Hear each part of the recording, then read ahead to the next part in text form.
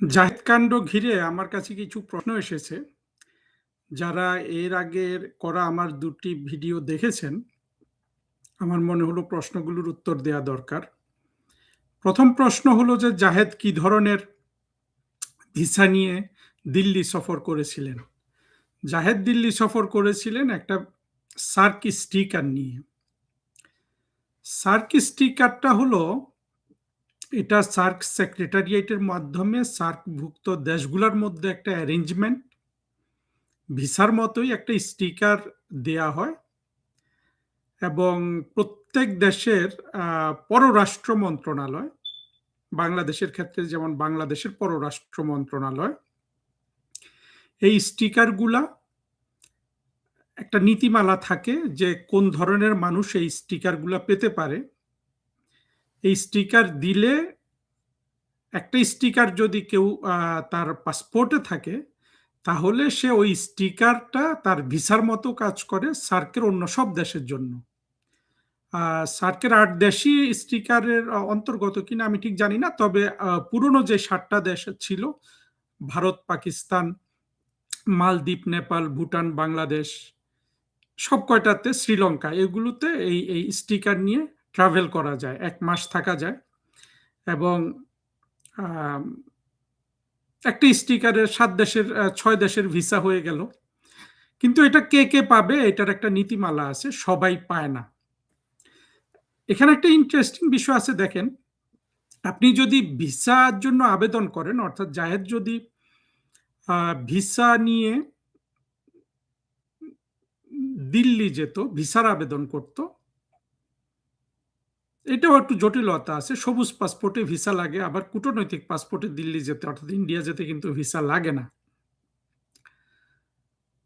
তো জাহেদের যেহেতু সবুজ পাসপোর্ট, অর্থাৎ যেটা ন্যাশনাল পাসপোর্ট, জাহেদ যদি ভিসার জন্য আবেদন করতেন তাহলে কিন্তু কর্তৃপক্ষ আরেকটু জানার সুযোগ হতো, কিন্তু উনি তো আগে থেকেই স্টিকার নিয়ে নিয়েছেন। এই স্টিকার নিয়ে ট্রাভেল করার ক্ষেত্রে একটা তো প্রশ্ন আসেছে, ভিসা চাইলে জাহেদ ভিসা পেত কি পেত না, এই ধরনের একটা প্রশ্ন কিন্তু চলে আসে। আর দেখেন, সার্ক স্টিকার একটা তো ভিসা, এই ধরনের অ্যারেঞ্জমেন্ট কিন্তু আমাদের মতো দেশে এটা এক ধরনের আপনার আপনি কাকে দিবেন না দিবেন এই স্টিকার নীতিমালা করে দিলেও কিন্তু ঝামেলা হয়, যেটা জাহেদের ক্ষেত্রে যদি মানে আমরা ধরে নিচ্ছি জাহেদের ক্ষেত্রে স্টিকারটা একটা কোশ্চেন আছে এখানে। তো আমাদের দেশটা তো আসলে ২ ভাগে বিভক্ত, তাই না? আমরা মুক্তিযুদ্ধের পক্ষের শক্তি এবং মুক্তিযুদ্ধের বিপক্ষের শক্তি। আপনি যদি এই সার্ক স্টিকার যে কোনো নীতিমালার বেসিসে পররাষ্ট্র মন্ত্রণালয় দিক না কেন, মুক্তিযুদ্ধের পক্ষের মানুষজনকে দিলে তাদের কাউকে পাকিস্তান সরকার ঝামেলা করতে পারে। আবার পাকিস্তান পন্থীদের দিলে তাদের জন্য ইন থিওরি ভারতের সরকার তো ঝামেলা করতে পারে। যেটা জাহেদের ক্ষেত্রে হওয়া তত্ত্বগতভাবে হয়তো হওয়া সম্ভব, কিন্তু যখন একজন প্রতিমন্ত্রী হয়ে যায় আর এই ধরনের কোনো প্রশ্ন আসলে, যদি ২ দেশের মধ্যে সুসম্পর্ক থাকে, তাহলে এটা খুব সহজে কিন্তু নিরসন করা যায়। এখানে যে জিনিসটা আরেকটু বলা দরকার সেটা হলো, জাহেদ এই স্টিকারটা কখন পেল এবং কি ক্রাইটেরিয়ায় পেল? সার্ক স্টিকার কিন্তু সবার জন্য না। আমি নিজেই কি বলে যে ঘটনাচক্রে আমি কত ১৫ বছর আগে আমি ফরেন মিনিস্ট্রিতে ডাইরেক্টর সার্ক ছিলাম কিছুদিন। তখন আমি নিজেই কিন্তু এই সার্ক স্টিকার প্রসেস করতাম এবং আমি যখন ডাইরেক্টর তখন আমার মনে আছে আমাদের যে বিখ্যাত সাংবাদিক এখন এই ইউনুস জোর করে জেলে ভরেছে, শ্যামল দত্তের একটা সার্ক স্টিকার এর দরখাস্ত আমার হাতে এসেছিল, আমি সেটা নিরসন করেছিলাম যতদূর মনে পড়ে। তো একটা তো ক্রাইটেরিয়া মানা হয়। এই স্টিকারটা আওয়ামী লীগ সরকার দেয় নাই জাহেদকে, নিশ্চিতভাবে এটা বিএনপির সময়ও দিয়েছে বলে মনে হচ্ছে না। মনে হচ্ছে যে ইউনুসের সময়ে জাহেদ এই সার্ক স্টিকারটা পেয়েছিল। তৌহিদ হোসেন উনি একটু উদার মানুষ।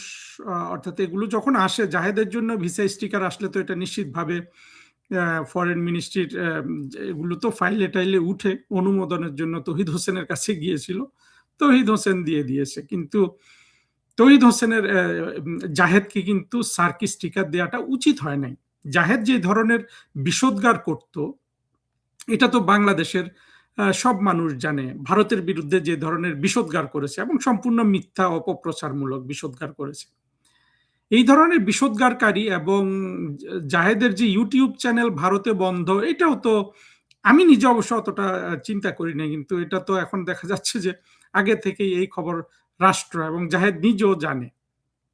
কারো যদি একটা ইউটিউব চ্যানেল থাকে, সেটা যদি কোনো একটা সার্কভুক্ত কোনো দেশে যদি নিষিদ্ধ থাকে, তারপরেও যদি আপনি তাকে একটা ভিসা সার্কি স্টিকার দেন, এইটা কিন্তু আপনার এক ধরনের বড় রকমের, আমি বলবো যে আপনার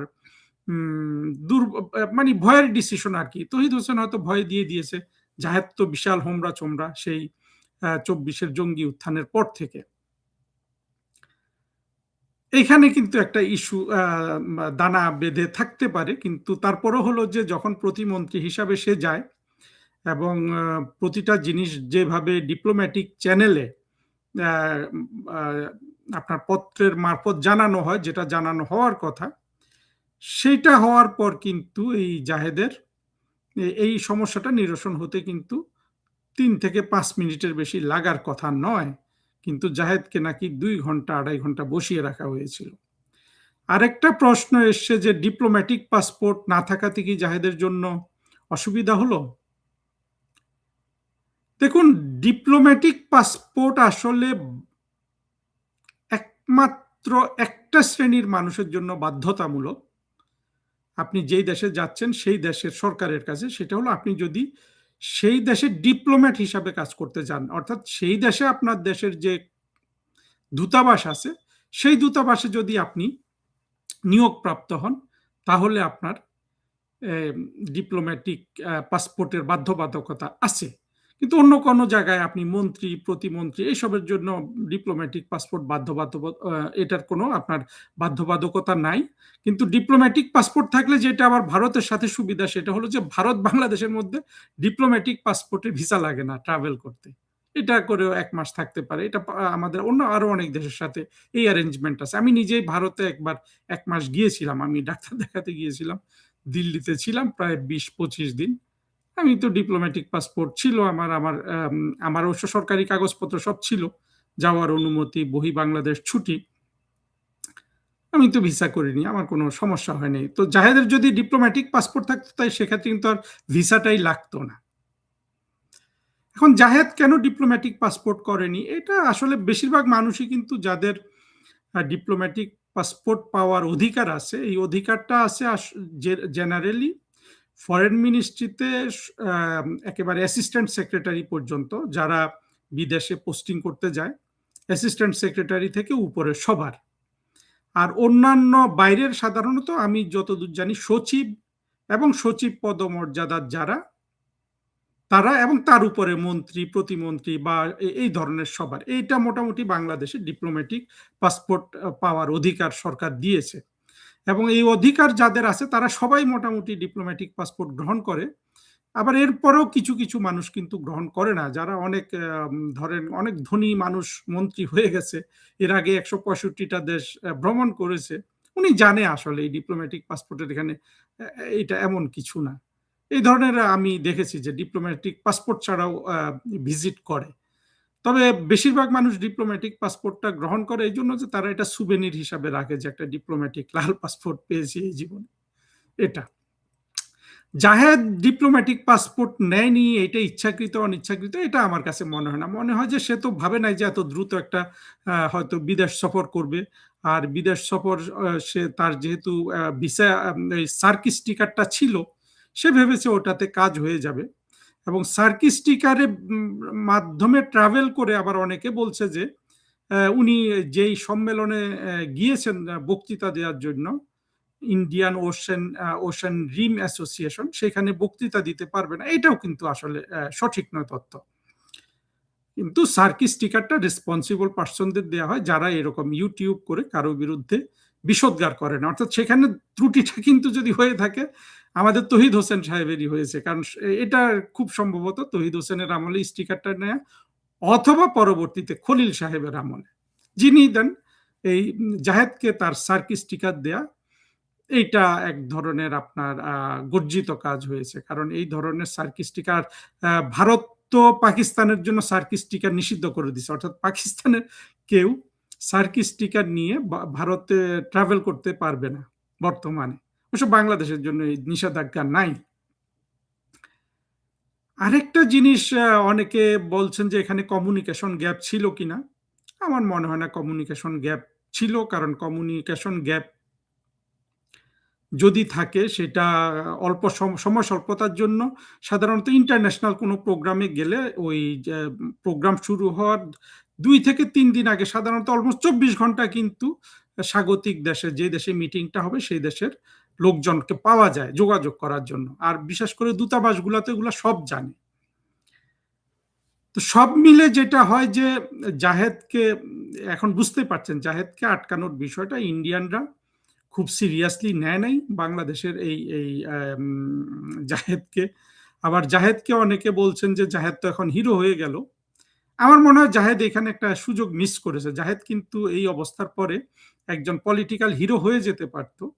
কিন্তু আপনারা লক্ষ্য করেছেন যে 2024-এর জুলাই জঙ্গি উত্থানের পরে যেসব সাইবার ক্রিমিনালরা প্রপাগান্ডা করত, তারা কিন্তু 2 ভাগে বিভক্ত হয়ে যায়, জামাত এবং বিএনপি ডিভাইডের মতো। অর্থাৎ পিনাকি, ইলিয়াস, এরকম কিছু কিছু লোক জামাতের পক্ষে চলে গেল। আবার এই জাহেদ, তাজ হাসমি, আছে আরো, সবাইকে আমি অবশ্য ফলো করি না, এরা চলে গেল বিএনপির পক্ষে। জুলকার নায়েন যে যে যে সন্ত্রাসীগুলো ছিল আর কি। তো জাহেদ যেহেতু বিএনপির পক্ষে চলে আসলো, জাহেদের বিরুদ্ধে কিন্তু এই গত 2-2.5 বছরে আবার জামাত, শিবির এরা কিন্তু ব্যাপক জাহেদের বিরুদ্ধে ব্যাপক তার পেছনে লেগে গেছে। ফলে জাহেদ যে ফিরে আসলো, এটাতে জাহেদ যে হিরো হওয়ার একটা সুযোগ পেত, সে যদি জামাতের সাথে লেগে থাকতো একজন সাইবার ক্রিমিনাল হিসাবে, তাহলে কিন্তু তাকে জামাতের যে সক্ষমতা আছে এসব ব্যাপারে হিরো বানানোর, বিশেষ করে অনলাইনে প্রতিযোগিতা করে, যা ও কিন্তু এতক্ষণে একটা মার্টার, শহীদ, হিরো, হ্যাঁ, হাদি, ওসমান হাদি হয়ে যেত।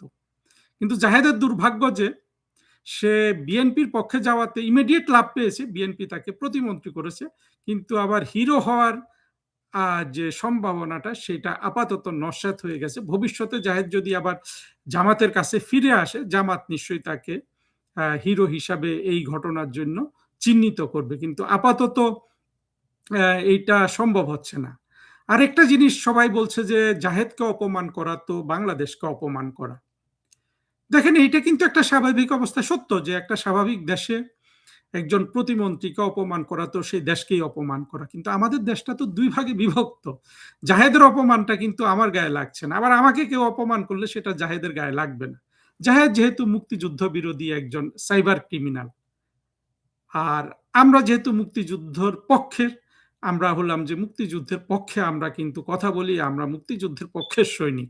সুতরাং এই অবস্থায় কিন্তু আসলে হিরো কিন্তু বাংলাদেশের এক পক্ষের কাছে, বা বা অপমানটাও কিন্তু এক পক্ষের কাছে, 2 পক্ষের কাছে কিন্তু নয়।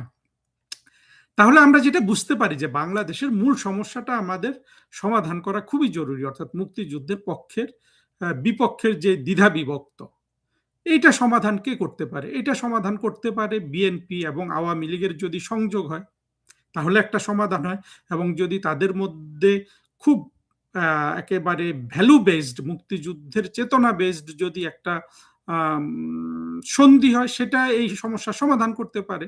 আর বিএনপি যদি এই সমস্যার সমাধান করতে না চায়, তাহলে আওয়ামী লীগকে কিন্তু এই সমস্যার সমাধান করতে হবে। যতদিন এই সমস্যাটা সমাধান না হচ্ছে, ততদিন কিন্তু এই ধরনের লোকজন অপমানিত হলে কোথাও সবার কিন্তু গায়ে লাগবে না। এক পক্ষ খুশি হবে, এক পক্ষ ব্যথা পাবে। যে এখন জাহেদের জন্য যেমন অনেকে ব্যথা পাচ্ছে, আবার জাহেদ এতটাই হতভাগা যে বিএনপির পক্ষ নেওয়াতে সে কিন্তু আবার যারা এই মানে হিরো বানাতে পারতো তাকে, যারা মূলত অনলাইনে সবচেয়ে জোরালো, শক্তিশালী, তাদের আবার কিন্তু ইয়েটা সহানুভূতি কিন্তু জাহেদ এই মুহূর্তে পাচ্ছে না। আর এই আমাদের স্বাধীনতা বিরোধী জঙ্গি মৌলবাদী শ্রেণী তো কিভাবে হিরো বানাতে পারে আমরা এখন অনলাইনে আরেকটা ঘটনা থেকে দেখছি। ওই যে জুলাইয়ের দুইটা জঙ্গি, সাদেক কাইয়ুম এবং হাসনাত আবদুল্লাহ, দেখেন জামাত কত শেয়ানা একটা দল, তাদেরকে লন্ডনে নিয়ে আপনার এমন ভাব করাচ্ছে যে মৌলবাদীরা কিছু একটা অর্গানাইজড করে তাকে দেখাচ্ছে যে অক্সফোর্ড বিশ্ববিদ্যালয় এদেরকে দাওয়াত দিয়ে নিয়ে গেছে বক্তৃতা দেওয়ার জন্য। চিন্তা করেন কত আমরা চলি মানে গোড়ায় গোড়ায়, বিএনপি চলে গাছের আগায়, জামাত কিন্তু চলে একদম গাছের উপর দিয়ে। জামাতের সাথে তো এইসব ব্যাপারে আসলে এখন পর্যন্ত কারো পারার সক্ষমতা নাই। তো সব মিলে জাহেদ বর্তমানে দুর্ভাগা। জাহেদের জন্য জাহেদ যেটা করেছে সেটা হলো যে আমি এই কথাগুলো আগেও বলেছি, বাট আবার বললাম কেন, এই প্রশ্নগুলো আমার কাছে এসছে। আর একটা দুঃখ প্রকাশ করি, আমি আমার এই চ্যানেলটা যত প্রিয় প্রিয় যাই হোক, আমি এখানে কোনো মিস ইনফরমেশন দেব না। আমি একটা ভুল ইনফরমেশন আগের একটা ভিডিওতে দিয়েছিলাম, বা দুটোতেই দিয়েছি আমার মনে নাই, যে আমি বলেছিলাম যে সার্জিস ভারত সফর করেছিল। আসলে পরে আমি দেখলাম যে না, এটা আসলে ফেসবুকের আধিপত্যে আমরা আছি, তো মাঝে মধ্যে একটু ভুল হয়ে যায়। সার্জিস, আমি যতটা খোঁজ নিলাম যে জুলাই জঙ্গি উত্থানের পরে সার্জিস ভারত ভ্রমণ করে নাই। এই মিস ইনফরমেশনটা ব্যবহার করার জন্য দুঃখিত, কিন্তু আমি যেই অ্যানালিসিস করেছি সেইখানে বক্তব্যের কোনো হেরফের হয় না। সার্ভিস ভারতে গেল কি গেল না তাতে। আর জাহেদ যেটা করেছে এইটা এটা আসলে জাহেদের কি করা উচিত ছিল সেটা একটা একটা ভালো প্রশ্ন। সেটা হলো যে জাহেদের উচিত ছিল, যেটু বলা হচ্ছে যে 2 ঘন্টা পরে তাকে ঢুকতে দিয়েছিল, চুপচাপ থেকে 2 ঘন্টা পরে সে যদি ঢুকে যেত, তারপরেও যদি এই খবর বের হয়ে যেত, জাহেদ বলতে পারতো যে হ্যাঁ একটা সমস্যা হয়েছিল, আমার একটা কাগজ পাওয়া যাচ্ছিল না, ইত্যাদি ইত্যাদি বলে সে কিন্তু এই জিনিসটা সুরাহা করে ফেলতে পারতো। কিন্তু জাহেদ ওইখানে আবার চরমপন্থী যেগুলো আপনার, তাদের যেটা হয় আর কি, যে তারা হিরোইজমটা সব জায়গায় দেখাতে যায়, এই দেখাতে গিয়ে কিন্তু সে এই কাণ্ডটা করে ফেলেছে। আমি আগের ভিডিওতে বলেছিলাম জাহেদ কিন্তু সাইপ্রাসে হলেও এই কাজটা করতো না, ও 2 ঘন্টার সেই সেই তল্লাশি মেনে নিয়ে ভারতে ঢুকতো।